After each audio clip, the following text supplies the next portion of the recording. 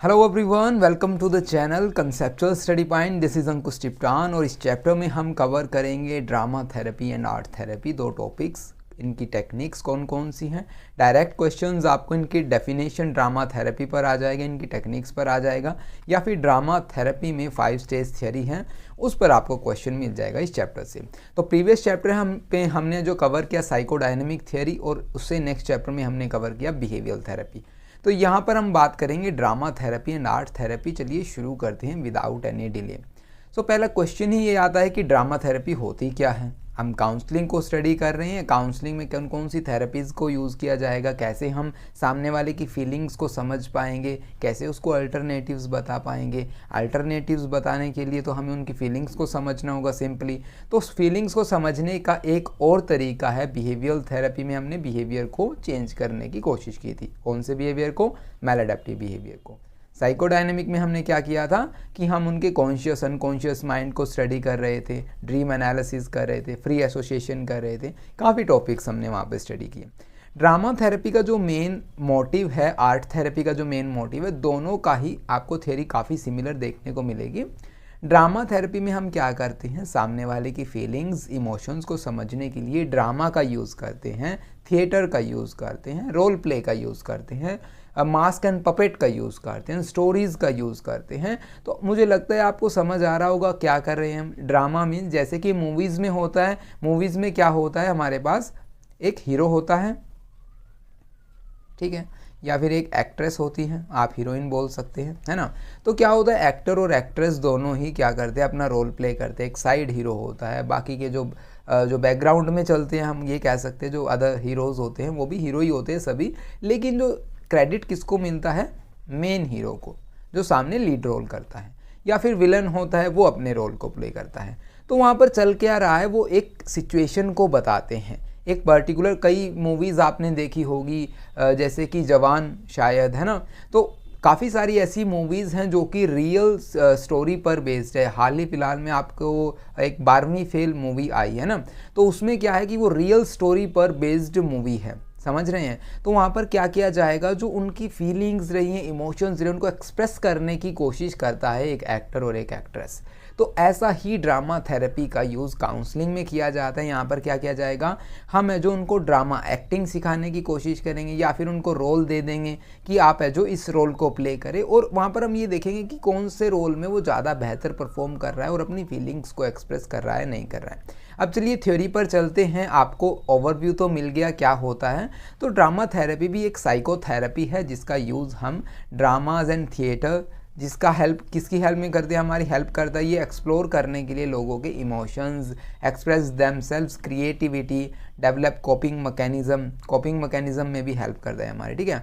अब ये कहाँ कहाँ हेल्प करता है, एंजाइटी को दूर करने के लिए, मेंटल हेल्थ कंडीशंस में काफ़ी इंप्रूवमेंट लेके आता है, depression, trauma and eating disorder में भी, अंडरस्टैंड। तो ड्रामा थेरेपी को आप इंडिविजुअली भी कंडक्ट कर सकते हैं, ज़्यादातर आपको है जी ग्रुप सेटिंग में ही देखने को मिलेगा, अंडरस्टैंड। तो थेरेपिस्ट यहाँ पर क्या करता है, लीड करता है लोगों को, उनको रोल प्लेइंग बताता है, इम्प्रोवाइजेशन, स्टोरी टेलिंग, इन सभी पर हम बात करेंगे, घबराना नहीं है इन टर्म्स को देखकर। तो मेन यहाँ पर जो गोल होता है वो पार्टिसिपेंट्स की हेल्प करना, उसको एक्सप्लोरेशन बताना, उनके थॉट्स को, फीलिंग्स को समझना, develop new way of thinking and behaving, कि आप एक अलग तरीके से सोच सके, एक अलग तरीके, अल्टरनेटिव, जैसा कि मैं बता रहा था, उससे आप अल्टरनेटिव में क्या बताएंगे, उनको कैसे बिहेव कर सकते हैं, कैसे अपने आप को एक्सप्रेस कर सकते हैं, इमोशंस को कैसे एक्सप्रेस कर सकते हैं। There are different way of expressing yourself, हम ऐसा उनको बता सकते हैं। सो ड्रामा थेरेपी हमारी कहाँ का हेल्प करेगी, to gain insight into the emotions and behaviour, develop coping mechanism, जिसमें हम स्ट्रेस और डिफ़िकल्टी सिचुएशन से उनको डील करने में वो हेल्प करेंगी, इम्प्रूव देयर कम्युनिकेशन स्किल्स और सोशल स्किल्स को डेवलप और इम्प्रूव करने में हमारी मदद करती हैं, सेल्फ कॉन्फिडेंस और सेल्फ स्टीम है जो यहाँ पर बूस्ट होता है, ठीक है, express themselves, creativity and authentically. अब ये क्रिएटिविटी और ऑथेंटिकली का मीनिंग क्या होगा, ये धीरे धीरे जब आप इनकी टेक्निक्स को समझेंगे आपको इन टर्म्स के बारे में सभी में क्लैरिफिकेशन हो जाएगा। सो ड्रामा थेरेपी आपको समझ आ गया होगा क्या लिखना है। आपको एग्जाम में अगर क्वेश्चन आ जाता है ड्रामा थेरेपी पे, आप इसके बारे में लिखें, कहाँ यूज़, कैसे हम यूज़ करते हैं, कहाँ कहाँ आपकी हेल्प कर सकती हैं। तो अब स्टेजेस की बात, ड्रामा थेरेपी का जब क्वेश्चन आता है ना तो कई बार आपको डायरेक्ट 5 स्टेज थियरी पर भी क्वेश्चन आ जाता है। रैनी इम्यूना ने 1994 में ये 5 स्टेजेस प्रोवाइड की कि जब भी हम कोई रोल प्ले कर रहे हैं, कोई भी ड्रामा जो प्रिपेयर कर रहे हैं, तो कुछ स्टेजेस है जहाँ से है जो वो गुजरते हैं हमारे कैंडिडेट्स। तो पहली स्टेज बताई उन्होंने ड्रामेटिक प्ले, सेकंड हमारी scene work stage, third one is the role playing, fourth is the culminating enactment और लास्ट वन इज़ हमारी ड्रामेटिक रिचुअल्स। ये 5 स्टेजेस है जिनको हम डिस्कस करेंगे। आपको एग्जाम में एज इट इज़ लिखनी है, बिल्कुल कोई चेंज आप ना करें। मतलब ऐसा नहीं है कि आपको नहीं करना, मैंने ये नहीं कहा कि बिल्कुल भी नहीं करना, ऐसा नहीं है। अगर आपके कॉन्सेप्ट्स क्लियर हो जाते हैं then you can do in your way, आप अपने तरीके से काम कीजिए, कोई इशू नहीं होगा, ठीक है। तो फर्स्ट स्टेज की बात करते हैं ड्रामेटिक प्ले। पहली स्टेज में क्या होता है, जब हमारे पास कैंडिडेट आएगा हम उसके इमोशंस को समझेंगे, जितने भी सारे कैंडिडेट्स होंगे सभी को समझेंगे और वहाँ पर रिलेशनशिप बिल्ड करने की कोशिश करेंगे, वहाँ पर ट्रस्ट डेवलप करने की कोशिश करेंगे, हम कोशिश करेंगे कि वो ग्रुप कोहेसिवनेस शो करे।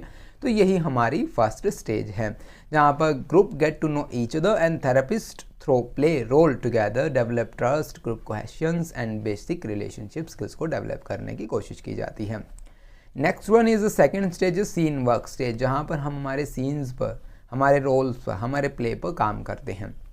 काम करने का मीनिंग क्या होगा, यहाँ पर हम जो अपने प्ले को कंटिन्यू करेंगे, जो मेन फोकस होगा वो ड्रामेटिक स्किल्स पर होगा, जो हमें डेवलप करनी होगी, जो हमारी असेसमेंट में या ट्रीटमेंट में है जो हमारी हेल्प करेगी। धीरे धीरे हमारी क्या होगी, हमें एनकरेज किया जाएगा कि हम एब्स्ट्रैक्ट रीजनिंग स्किल्स का सीख जाए उनको और हमारी लर्निंग में, जो हमारी डेली रूटीन की लाइफ है या फिर जो हम अपने एक्ट कर रहे हैं उनमें हम उनको यूज़ कर सकें। अंडरस्टैंड। रोल प्ले नेक्स्ट आता है हमारा, third stage is the role play. Role play में क्या होगा कि हम क्या करेंगे, यहाँ पर जो क्लाइंट होगा begin to role play in real life situations, उन सिचुएशंस पर आधारित वो अपने रोल्स को प्ले करने की कोशिश करेगा।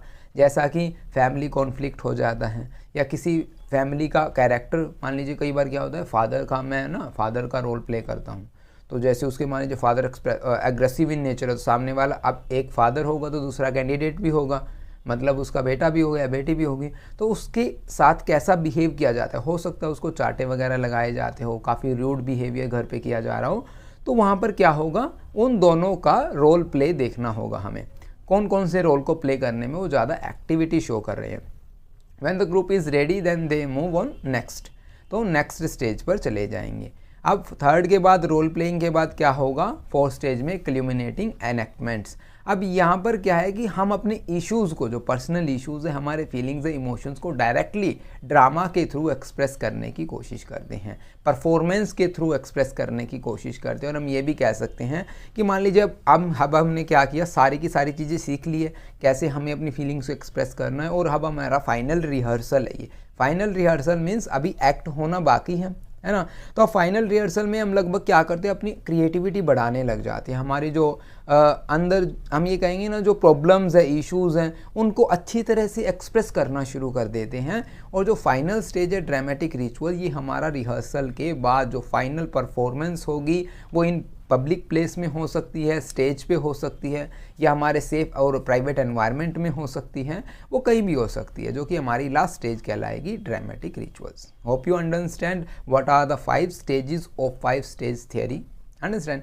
सो ये आता है ड्रामेटिक थियरी पर, ड्रामेटिक थेरेपी पर 5 स्टेजेस थियरी उन डेफिनेशन। अब कुछ टेक्निक्स की बात कर लेते, कौन कौन सी टेक्निक्स यूज़ की जाती है ड्रामा थेरेपी में। सबसे पहली आती है रोल प्लेइंग। रोल प्ले में क्या होगा, जैसे कि आपको नाम से ही पता चल रहा होगा कि यहाँ पर तो हम रोल दे रहे हैं, सामने वाले को सिचुएशंस दे दिया, कोई पर्टिकुलर सिनेरियो प्रोवाइड कर दिया और उसी के अकॉर्डिंग वो है जो अपने रोल को प्ले करने की कोशिश करता है। सिंपली इससे क्या होगा, वो अपनी इनर फीलिंग्स को समझ पाएगा, खुद को एक्सपीरियंस कर पाएगा, डिफरेंट पर्सपेक्टिव को अंडरस्टैंड कर पाएगा। सिंपली रोल प्ले, है ना। Improvisation, next one is improvisation. Improvisation किसे कहेंगे, यहाँ पर जो पार्टिसिपेंट होगा उसको इनकरेज किया जाता है कि आप ड्रामा क्रिएट करें, है ना। जैसे मूवीज़ में कहता है यार तू सीन ना क्रिएट कर यहाँ पर, है ना। सीन क्रिएट करना मतलब वहाँ पर एक जिस टॉपिक पर हम चल रहे हैं उससे अलग, उससे कुछ आप क्रिएटिविटी शो कर रहे हैं, है ना। तो ये वही है कि आप क्रिएटिविटी शो क्रिएट कर रहे हैं, कोई सीन डायलॉग कोई क्रिएट कर दिया कि आपके जो स्क्रिप्ट होती है आपको उसके अकॉर्डिंग बोलना होता है, हम कह सकते हैं। लेकिन आपने अपनी क्रिएटिविटी बढ़ा दी, वहाँ पर कुछ और थोड़ा थोड़ा ऐड कर दिया, जिससे कि और भी एंटरटेनमेंट या कह सकते हैं, या और भी आप क्रिएटिव में कुछ भी हो सकता है ना, कैरेक्टर कुछ और आप चेंज कर रहे हैं, तो वो इम्प्रोवाइजेशन में है। तो इससे क्रिएटिविटी, सेल्फ एक्सप्रेशन और new way of thinking and behaving वो भी एक्सप्लोर होते हैं। अंडरस्टैंड। नेक्स्ट आता है हमारे पास साइको ड्रामा। अब ये साइको ड्रामा क्या होगा? Psycho drama involve the enactment of personal stories, emotional experiences through the role play. आप रोल प्ले के थ्रू आपकी पर्सनल स्टोरीज को एक्सप्रेस कर रहे हैं, इमोशनल एक्सपीरियंसेस को एक्सप्रेस कर रहे हैं। ये किसी भी इंडिविजुअल को हील करने में मदद कर दे, उनके पास्ट ट्रॉमा से, या फिर कोई अनरिजॉल्व इश्यूज़ है, मान लीजिए हम कह सकें पास्ट लाइफ में कोई पर्टिकुलर कोई इशू रहा होगा, तो उनमें काफ़ी मदद करता है साइको ड्रामा। प्लेबैक थिएटर कहाँ पर काम आता है? प्लेबैक थिएटर क्या होता है? ये आपको रोल प्रोवाइड कर दिया है, आप है जो उनको एक्ट कर रहे हैं, लेकिन आपके एक्ट को कोई ऑब्जर्वर, थेरेपिस्ट ऑब्जर्व करेगा और वो आपको बताएगा कि जिस तरह से आपने एक्ट किया है वो वैलिडेट है या नहीं है। हम ये कहते हैं कि यार ना इस मूवी के एक्टिंग में ना मज़ा नहीं आया, इस एक्टर ने ना अच्छी एक्टिंग नहीं की, वो फील नहीं आ रहा इसको देख के, है ना। तो वो फील भी आना चाहिए, वो प्लेबैक थिएटर में होता है। स्टोरी टेलिंग, काफ़ी यूट्यूब चैनल्स हैं आजकल तो आप लोगों ने देखे होंगे कि स्टोरी टेलिंग में क्या होता है कि हम अपनी स्टोरी को बताते हैं, है ना। एक सीन क्रिएट करके एक प्राइवेट एंड सेफ एनवायरनमेंट में हम बोल सकते हैं, जैसे कि कल को मैं ही आपको अपनी स्टोरी बताऊं, है ना। आप सारा सिलेबस कंप्लीट हो जाए, फिर आप पूछेंगे सर ऐसे ऐसे कैसे हुआ, तो फिर मैं अपनी स्टोरी बताने लग जाऊं, या फिर मैं किसी पर्टिकुलर क्लासरूम में बैठ के किसी बच्चे की स्टोरी पूछूं कि तुम्हारे साथ ऐसा क्या हुआ, है ना। तो वो स्टोरी टेलिंग, वो अपनी फीलिंग्स को वहाँ पर एक्सप्रेस करने की कोशिश करता है। Next one is the puppetry and mask. Puppetry and mask means, अब आपने ये भी देखा होगा कई बार क्या होता है कि लोग मास्क लगा के चोरियां करते हैं। मास्क लगा के, समझ रहे हैं ना आप क्या कह रहा हूँ मैं, कि आप मुंह पे कपड़ा लगाया, मुंह को बांध कर अच्छी तरह कपड़े से, फिर चोरियां करते हैं, या फिर मर्डर कर दिया, या फिर किसी को स्नैच कर लिया, किसी की चैन या मोबाइल स्नैच कर ली। तो वहाँ पर क्या होता है, जो वो मास्क होता है ना, वो मास्क वो उनको हिम्मत प्रोवाइड करता है कि अब मुझे कोई जानता नहीं है। तो ऐसा ही ड्रामा थेरेपी में होता है कि हम पपेट्स और मास्क का यूज़ करके क्या करते हैं, वहाँ पर लेवल ऑफ एब्स्ट्रैक्शंस को बढ़ा देते हैं। यहाँ पर उनको ये लगता है कि हाँ अब मैं बिल्कुल फ्री हूँ अपनी बातों को बताने के लिए, मुझे कोई पहचानेगा नहीं, ऐसा कुछ, है ना। तो पपेट्री और मास्क भी हमारे इमोशंस को, फीलिंग्स को अलग अलग पर्सपेक्टिव में एक्सप्रेस करने में हमारी हेल्प करता है। Next one is the movement and dance. When you express your self with the help of your body language, your dance, your movement, है ना। सिंपली हम कह सकते हैं नॉन वर्बली जब आप अपने आप को एक्सप्रेस करने की कोशिश करते हैं, कई पर्सन ना डांस करते वक्त इतनी मूवमेंट दिखाते हैं, हम कहेंगे यार ये डांस कर नहीं रहा, ये डांस को जी रहा है ना, उसको काफ़ी मज़ा आ रहा है डांस करने में, और उसका डांस भी होता भी काफ़ी अच्छा लगता है हमें, है ना। पोइट्री एंड क्रिएटिव राइटिंग किसे कहेंगे? आप कुछ बच्चे क्या करते हैं, पोइट्री लिखते हैं डेली लाइफ से, जैसे भी उनको कुछ आज दिख गया, ठीक है, तो वो क्या कहेंगे, कुछ भी एक लाइन लिख दी। जैसा कि अभी मैं आपको बताऊं, हम एक लाइन लिखते हैं कि मैं खुश हूँ क्योंकि मैं खुश हूँ, I am happy because I am happy. तो अब शायद आप ये समझ ना पाएँ, लेकिन ये मुझे काफ़ी अच्छी लाइन लगी, है ना, कि मैं खुश हूँ क्योंकि मैं खुश हूँ। तो ये एक क्रिएटिव राइटिंग बोल सकते हैं, पोइट्री नहीं है क्योंकि यहाँ पर आप राइमिंग नहीं देख पाएंगे, है ना। तो ये पोइट्री एंड राइटिंग मीन्स आप अपने इमोशंस को कैसे एक्सप्रेस करें विद हेल्प ऑफ राइटिंग या पोइट्री। ट्रांजिशनल स्पेस किसे कहेंगे? ट्रांजिशनल स्पेस का जो ड्रामा थेरेपी में काफ़ी इंपॉर्टेंट रोल रहता है, जब हम अपना प्ले और इमेजिनेशन दोनों एक साथ कर रहे हैं, इमेजिनेशंस के साथ साथ जो आप अपने प्ले को एक्ट कर रहे हैं, अपने रोल को एक्ट कर रहे हैं, तो उस स्पेस को, जो इमेजिनेशनल वर्ल्ड को हम कहेंगे क्रिएशन ऑफ ट्रांजिशनल स्पेस। ये भी हमारी काफ़ी हेल्प करता है अपने आप को एक्सप्रेस करने में। तो ये कुछ टेक्निक्स थी ड्रामा थेरेपी की। Hope you are understanding all this techniques. तो अब हम बात करेंगे आर्ट थेरेपी पर। आर्ट थेरेपी कैसे ड्रामा थेरेपी से अलग है? अब देखिए नाम में ना थोड़ा सा आप हो सकता है शुरुआत में आपको थोड़ा अलग लगाओ सुनने में, लेकिन अभी मैं बताता हूँ। ड्रामा थेरेपी मीन्स ड्रामा, नाटक, एक्टिंग, हम रोल प्ले कर सकते हैं, स्टोरी टेलिंग, कुछ भी। आर्ट थेरेपी जो कि हमारी कला से जुड़ी हुई है, जिसमें हम ड्रॉ करते हैं, पेंट कर सकते हैं, कोलाज बना सकते हैं, स्कल्पटिंग कर सकते हैं। तो ये सभी टेक्निक्स आर्ट थेरेपी, जहाँ पर हम कहेंगे पेन एंड पेंसिल्स का यूज़ करते हैं ना, या मिट्टी और क्ले का यूज़ करते हैं, फ्रेम्स का यूज़ करते हैं, डिस्ट्रीब्यूटेड थिंग का यूज़ करते हैं, उनको असेंबल करने का यूज़ करते हैं, तो वो आर्ट थेरेपी के अंडर आएगी। Hope you understand. So art therapy बिल्कुल सेम है, यहाँ पर भी हम अपनी फीलिंग्स और इमोशन जैसा कि हमने ड्रामा थेरेपी में करा, अब मैं इसको दोबारा नहीं बताऊंगा, आप इसको बिल्कुल पढ़िएगा, सेम एज इट इज़ आपको दिखेगी। जितना भी डिफरेंस होगा वो मैंने अभी आपको बता दिया, जैसे कि ड्राइंग करना, पेंटिंग करना, स्कल्पटिंग करना, कोलाजेस करना, ये सभी आर्ट थेरेपी के अंडर आएंगे। इसमें भी हम क्या करते हैं, कई बार आपने ये नोट किया होगा कि बच्चे ना कुछ भी ड्रॉ करते करते इतना क्रिएटिव कुछ बना देते हैं, आप देखेंगे तो आप कहेंगे यार ये तो बिल्कुल गजब ही है ना। तो वहाँ पर क्या वो अपने आप को एक्सप्रेस करते हैं। बच्चे को बोला कि बचपन में हमारे टाइम में क्या करते थे, एक हेड नहीं, उसको क्या बोलते हैं, हट बनवाते थे, ठीक है। अब हट सभी अच्छी अच्छी बनाते थे, कोई यूँ बनाता था कि कोई तो एक ही गेट बनाता था अपने घर का, ठीक है, यहाँ पर छत छोटी सी और फिर ऐसे कुछ बना दिया जाता है, एक खिड़की यहाँ पर विंडो, हाँ ठीक है, ऐसी कुछ हट बना दी जाती थी। अब कुछ बच्चों की क्रिएटिविटी क्या करते थे, वो बड़ी सी हट बनाते थे, सामने यूँ पार्क बना देते थे, ऐसे रास्ता, है ना, पहले ऐसे ही हट बनाई जाती थी। चलिए मैं एक आपको अच्छी तरह बना के दिखाता हूँ, है ना, आप देखेंगे यहाँ पर समझेंगे। तो कुछ एक तो ये सैंपल हो गया। अब कुछ बच्चों ने क्या किया, ऐसे कर दिया। अब जिनके घर 2 गेट हैं तो उन्होंने कुछ ऐसे बना दिया, ठीक है, दोनों पर हैंडल लगा दिए। तो ये क्रिएटिविटी शो करते हैं। हम बच्चों को ऐसे ही हम क्या करते हैं, हल्के में ले लेते हैं भाई, बच्चों को हल्के में नहीं लेना चाहिए। अब किसी ने ऐसी हट बनाई है, यहाँ पर एक विंडो बना दी, ठीक है, ऐसे, और फिर यहाँ पे क्या कर दिया, एक चिमनी टाइप से बना दी, वहाँ धुआं निकाल दिया ऐसे, ठीक है, फिर यहाँ पर रास्ता बना दिया ऐसे करके, यहाँ पर पेड़ लगा दिए।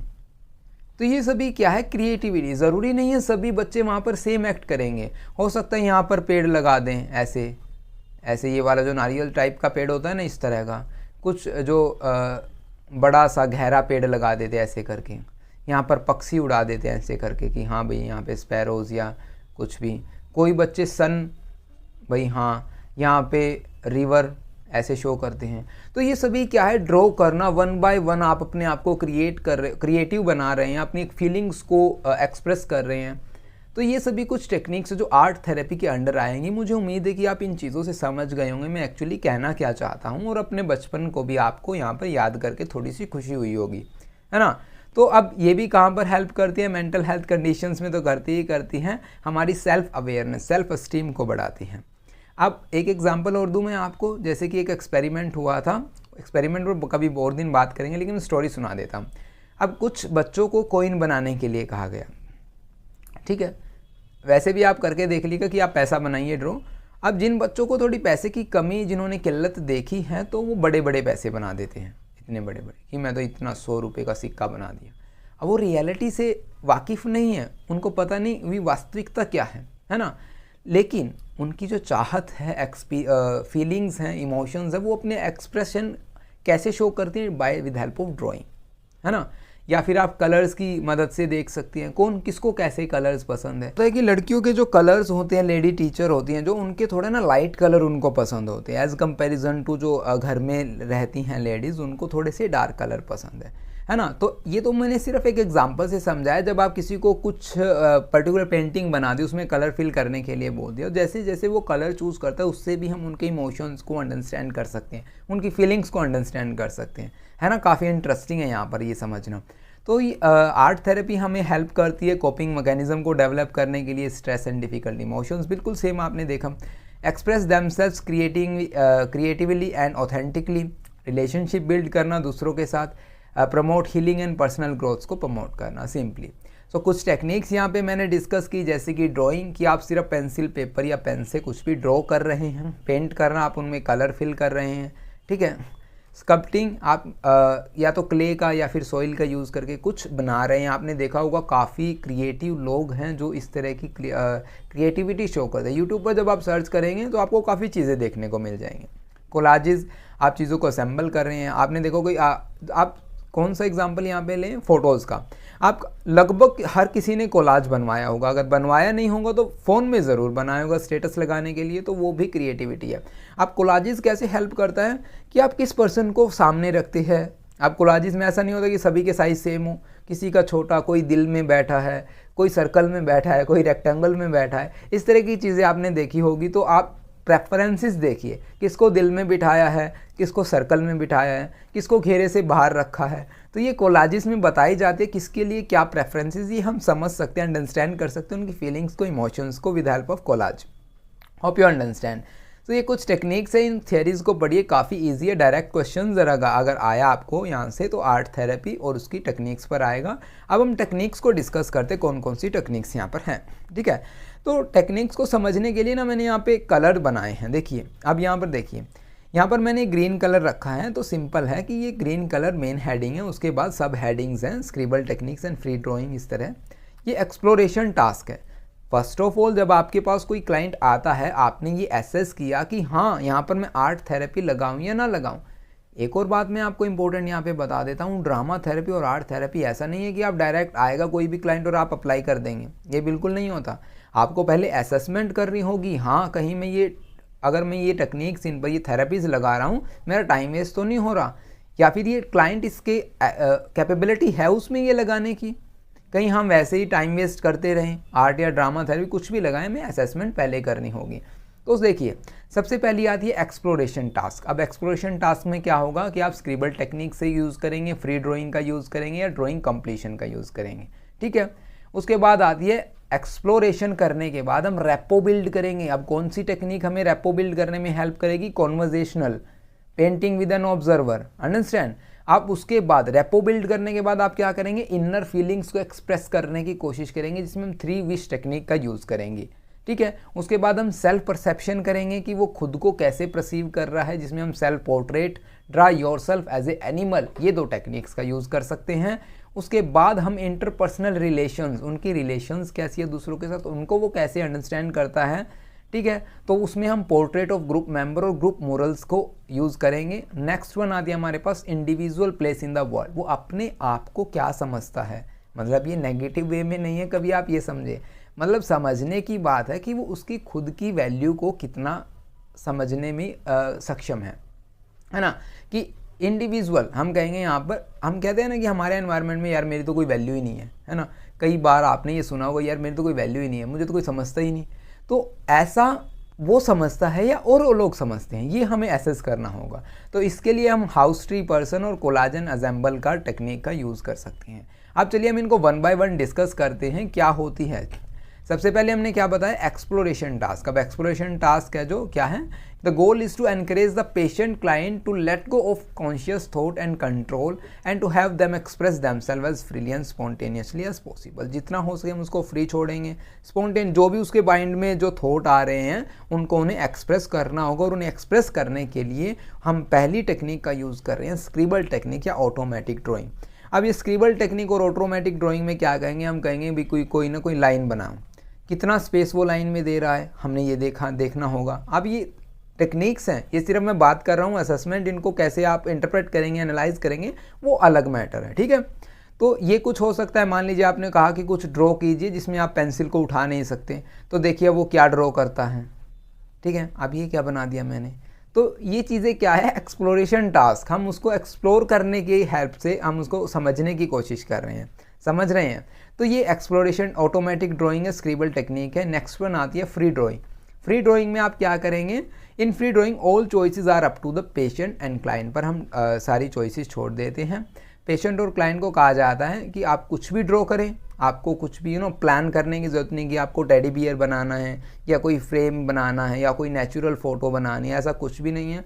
जो भी आपके, हम ये कह सकते हैं कि फर्स्ट थॉट आपके जो भी माइंड में आ रहा है वो आप ड्रॉ कर सकते हैं, है ना। तो उससे पता चलेगा कि उसके लाइफ में प्रेफरेंसेस किसकी हैं, हम ये भी समझ सकते हैं, या उसके ब्रेन में आने वाले सबसे ज़्यादा थॉट किस चीज़ के हैं, ये भी हम कह सकते हैं। तो यहाँ पर ऑनेस्टी काफ़ी ज़रूरी है। हो सकता है यहाँ पर क्लाइंट है जो मैनिपुलेट करते चीज़ों को, तो फ्री ड्राइंग में ऐसा होता है। ड्राइंग कंप्लीशन का मीनिंग क्या होगा? जैसे कि आपने ड्राइंग कंप्लीशन में क्या देखा होगा कि जो न्यूज़पेपर में क्या होता है कि आपके पास डॉट्स होती हैं या फिर नंबर्स होते हैं ऐसे करके 4 6 8 7 9। आपको क्या करना होता है? उनको ऐसे में मिलाना होता है और फिर किसी ना पक्षी की ऐसे, भैया अब ये पक्षी नहीं है, ये और कुछ बन गया, ठीक है। तो वहाँ पर क्या होता है? कोई ना कोई शेप बन जाती है। तो ड्राइंग कंप्लीशन में हम ऐसी कुछ टेक्निक्स है जिसमें हम ऐसा यूज़ करते हैं, पॉइंट्स, डॉट्स या नंबर्स को कंबाइन करके कुछ नया ड्रॉ करने की कोशिश करते हैं। तो ये थी हमारी एक्सप्लोरेशन टास्क में यूज़ होने वाली टेक्निक्स। रैपो बिल्ड में क्या करेंगे, हम है जो पर्सन के साथ रैपो बिल्ड करेंगे ताकि वो अपनी फीलिंग्स को अच्छी तरह एक्सप्लोर कर पाए, अपनी फीलिंग्स को एक्सप्रेस कर पाए। सिंपल सी बात हम ये कहेंगे कि वो अपने आप को अकेला ना समझे, है ना। तो इनमें हम कौन सी टेक्निक्स का यूज़ करेंगे, कॉन्वर्जेशनल ड्राइंग। अब कॉन्वर्जेशनल ड्राइंग क्या होता है यहाँ पर, the group is broken up into pairs. अब कोई भी ग्रुप हुआ उनको पेयर्स में हमने ब्रेक कर दिया। The two people are assigned to work together are seated across from one another. Only way of communication it's shape, colour and lines. आप शेप से, कलर की हेल्प से, लाइन्स की हेल्प से कम्युनिकेट करेंगे कि आपके सामने मैं बैठ जाता हूँ, आप मेरे सामने बैठे हैं, दोनों हम जो क्या करेंगे, कॉन्वर्जेशन करेंगे विद हेल्प ऑफ ड्राइंग, है ना। पेपर एंड पेंसिल आपको प्रोवाइड कर दी जाएगी, आप शेप से, कलर से कम्युनिकेट करने की कोशिश करेगी। इससे क्या होगा, रैपो बिल्ड होगा, है ना। वो एक दूसरे को अंडरस्टैंड करने में थोड़ा एफर्ट लगाएंगे, समझने की कोशिश करेंगे। तो यहाँ पर क्या होता है, the pair is not only communicating but sharing at the same time. This is a good way for from patient to get know one another in a little better, है ना। तो थोड़ा सा हमें समझने में काफ़ी आसानी हो जाती है। वहाँ पर हमें रैपो बिल्ड करना, हाँ भाई हमें अब टास्क मिला है तो कंप्लीट करना होगा। अब painting with an observer, in painting with an observer one member of a pair tell the other one whatever come to into his her mind and as he or she was the other one pen. अब क्या होगा, यहाँ पर मेरे mind में जो जो बातें आ रही है मैं बताता जा रहा हूँ, आपको वो ड्रॉ करना है। तो इससे भी रैपो बिल्ड होगा। क्यों भाई, अब मेरे माइंड में क्या आ रहा है, आप उसको बना रहे हैं, आप उसको ड्रॉ कर रहे हैं, तो हमारे बीच में कहीं ना कहीं रिलेशनशिप तो बिल्ड होगी ही ना, है ना। तो ऐसा हमें जो पेंटिंग विद एन ऑब्जर्वर में करते हैं। नेक्स्ट वन आती है एक्सप्रेशन ऑफ इनर फीलिंग। भाई लैंग्वेज मैंने ना इतनी ईजी यूज़ की हुई है कि जैसे ही आप एक बार रीड करेंगे आपको चीज़ें बिल्कुल समझ आ जाएंगी। इनर फीलिंग को समझने के लिए हम देखिए 3 विश का यूज़ करेंगे। 3 विश मीन्स पेशेंट और client is asked to paint a portrait 3 or more wishes. आपने कहा कि जैसे कि अभी मैं आपसे पूछूं, आपके लिए नहीं ना, आपकी लाइफ में 3 कौन सी आपकी जो सबसे ज़्यादा प्रेफरेंस में आती हो, कि 1 2 3 अगर आपको किसी को प्रेफरेंस देनी हो तो उन 3 चीज़ों के बारे में आप मुझे बताएं। कमेंट सेक्शन में बता सकते हैं। हाँ भाई, आप अगर ये सोच रहे हैं कि प्राइवेसी का मैटर है तो ज़रूरी नहीं है बताना, आप वैसे भी खुद भी सोच सकते हैं कि 3 विशेज़ में क्या क्या आता है। तो उनमें ये पता लगता है कि tend to be desire of thing, personal security and so on. Response to the exercise reflect maturity level, degree of egocentricity and so on, lot of things. तो 3 विशेज़ में हम उनकी फीलिंग्स में सबसे जो इम्पोर्टेंट है, महत्वपूर्ण चीज़ों को समझ सकते हैं, है ना। ये समझ सकते हैं कौन सी चीज़ें उनके लिए काफ़ी ज़रूरी हैं। तो नेक्स्ट वन आती है हमारे पास सेल्फ परसेप्शन। अब वो खुद को कैसे परसीव कर रहा है, वो सेल्फ पोर्ट्रेट में, है ना। तो self portrait can be vary from being realistic done with or without a mirror to abstract a variation of this technique to give a time limit to the painter such and 1 minute. In this way the artist is forced to quickly decide what important feature about themselves they wish to draw. जैसा कि मैंने बताया कि आप self perception में heart का example दिया मैंने कि आपको वहाँ पर टाइम कंस्ट्रेन कर दिया जाता है कि आपको इतना ही टाइम है, आपको अपने बारे में लिखना है या ड्रॉ करना है। तो आप बताइए आपको कि कौन कौन सी चीज़ें खुद के बारे में जो हम चाहते हैं, ठीक है, जो हमारी लाइफ में हमारी चाहते हैं, what we want in our future, in our life, तो वो सभी हम है जो उनमें सेल्फ पोर्ट्रेट में ड्रॉ कर सकते हैं। Draw yourself as an animal. अगर आपको बोल दिया जाए कि आप कौन सा एनिमल अगर आप ड्रॉ करना चाहें तो आप कौन सा करोगे, वहाँ पे भी आप टाइम बाउंड कर सकते हैं। तो ये चीज़ें क्या करेंगी, अपने आप को एक्सप्रेस, हम ये समझ सकते हैं कि सामने वाला कौन कौन से फीचर्स वहाँ से अपने अंदर देखने की कोशिश करता है, कैसे वो कोशिश करेगा खुद को समझने की, उसके जो खुद के एफर्ट लगेंगे कि हाँ मैं एक्चुअली में यार मैं चाहता क्या हूँ। आप ये चीज़ें खुद अप्लाई कर सकते हैं। आप एक कॉपी पेन उठाइए और अपने ऊपर ही अप्लाई करें ये चीज़ें, शायद आपको कुछ नया सीखने को मिल जाए, शायद आपको अपने बारे में कुछ नया जानने को मिल जाए। तो इंटरपर्सनल रिलेशनशिप, जैसे कि ग्रुप मेंबर्स के कोई पोर्ट्रेट हमने बनवा दी, है ना, तो उसमें हमें पता चलता है कि कितने ग्रुप मेंबर्स इसको पसंद है। मान लीजिए कोई ग्रुप मेंबर, हमने ये बताया नहीं कि आप कितना ग्रुप मेंबर बनाएंगे, 5 मेंबर्स का ग्रुप होगा या 10 मेंबर का, वो हमें क्लाइंट पर ही डिपेंड करना है। तो इसमें पता लगता है कि वो ज़्यादा लोगों से कम्युनिकेट करना चाहता है या थोड़े लोगों से। अगर चाहता है तो आप उनसे नाम भी मेंशन करवा सकते हैं, कुछ ऐसी शेप की उन्हें लोग पसंद है ना। ग्रुप मोरल्स क्या होगा कि आप बड़े से प्रोजेक्ट पर काम कर रहे हैं, the choice in subject matter materials are may be left to the group or predetermined by the therapist. This exercise promote cooperation, group unity, fitting in individual to a large whole and self expression in a large group setting. कि आप बड़े से project में बड़े सारे लोगों के साथ है, जो बड़े सारे means number of peoples are there जिसके साथ आप काम कर रहे हैं एक बड़े से प्रोजेक्ट पर। तो वहाँ पर आपको लोगों को समझना होगा, सीधी सी बात, उनकी फीलिंग्स को, उनके पर्सपेक्टिव को समझना होगा। तो आपको कोऑपरेशन शो करना होगा, आपको ग्रुप यूनिटी शो करनी होगी उस प्रोजेक्ट को कंप्लीट करने के लिए। तो ग्रुप मोरल्स, अगर आप ऐसी चीज़ें कर रहे हैं तो आप ग्रुप में फिट हो सकते हैं। तो individual place in the world, house tree person, ऐसे ही जो एक्सपेरिमेंट होता है कि आप हाउस ट्री पर्सन को ड्रॉ करें, कौन कितना बड़ा किसको बना रहा है, किसकी लाइफ में किसकी ज़्यादा प्रेफरेंसेस है। अब जो नेचर से ज़्यादा कनेक्ट रहता है, हो सकता है वो ट्री को ज़्यादा प्रेफरेंस दे। जिसको हाउस ज़्यादा मतलब अच्छा लगता है, वो हो सकता है बड़ा सा हाउस बनाए, वहाँ पर शीशे वगैरह लगा दे। मीन्स शीशे वगैरह का मीनिंग है भाई ड्राइंग में, ठीक है, ऐसा नहीं है कि मैं असलियत में बता रहा हूँ। कोलाजेस एंड असेंबल में बता चुका हूँ कि आप चीज़ों को क्या कर रहे हैं, आप कोलाजेस और असेंबलिंग की मदद से उनकी फीलिंग्स को समझ सकते हैं। तो ये काफ़ी इजी है, ऐसे कोई बात नहीं है इसमें, समझने वाली बात है, ठीक है, वही रट्टा मारने वाली बात नहीं। आप एक बार पढ़ेंगे आपको कॉन्सेप्ट भी समझ में आ जाएगा, थ्योरी तो बिल्कुल इजी मैंने यहाँ पे राइट डाउन कर ही रखी है। So drama therapy and art therapy दोनों टॉपिक्स कवर हो गए हैं, 5 स्टेज थ्योरी और उनकी टेक्निक्स दोनों कवर हो गई है। इस वीडियो में इतना ही। Thank you for watching this video, have a nice day.